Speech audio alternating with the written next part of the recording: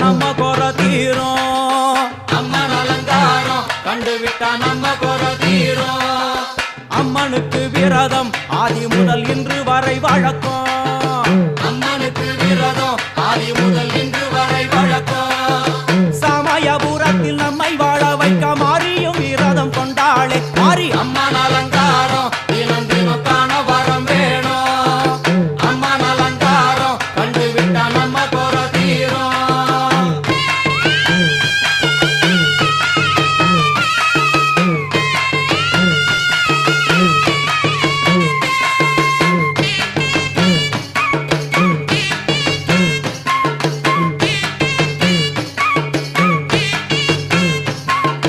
ஜாதி என்ன ஜாதி